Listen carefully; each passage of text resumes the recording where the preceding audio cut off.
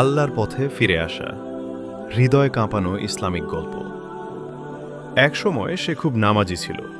মসজিদের প্রথম কাতারে তাকে দেখা যেত, কিন্তু দুনিয়ার মোহ ধীরে ধীরে তাকে আল্লাহ থেকে দূরে সরিয়ে নিল। আজকের এই গল্পটি এমন একজন মানুষের যে হারিয়ে গিয়েছিল, কিন্তু আল্লাহ তাকে আবার ফিরিয়ে এনেছিলেন। আব্দুল্লাহ একজন সাধারণ মুসলমান। 5 ওয়াক্ত নামাজ, কোরআন তিলাওয়াত, মানুষের উপকার সবকিছুই ছিল তার জীবনের অংশ। গ্রামের সবাই তাকে সম্মান করত। সে ভাবত, আমি আল্লাহর পথে আছি। জীবিকার তাগিদে সে বিদেশে চলে যায়। নতুন দেশ, নতুন কাজ, নতুন ব্যস্ততা। প্রথমে 1 ওয়াক্ত নামাজ বাদ পড়ল, তারপর 2 ওয়াক্ত।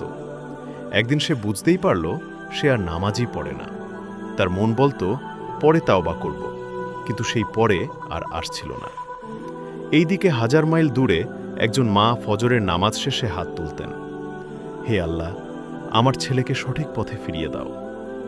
মা জানতেন না ছেলের অবস্থা, কিন্তু আল্লাহ জানতেন। টাকা আসছে, কিন্তু শান্তি নেই, রাতে ঘুম হয় না। আয়নার সামনে দাঁড়িয়ে সে নিজেকে জিজ্ঞেস করে, আমি কি সত্যিই সুখী? কিন্তু সে নিজের মনকেই চুপ করিয়ে দেয়।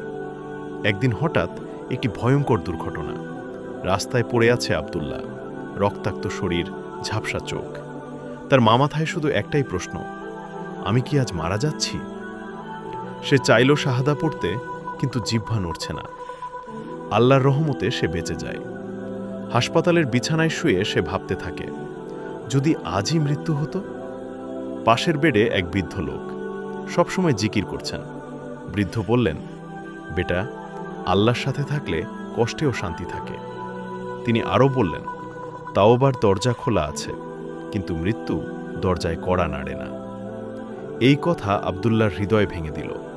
সেই রাতে সে কাঁদল, হে আল্লাহ, আমি ভুল করেছি, আমাকে ক্ষমা করে দাও। তার মনে পড়ল আল্লাহর কথা, তোমরা আল্লাহর রহমত থেকে নিরাশ হয়ো না। চোখের পানি বালিশ ভিজিয়ে দিল।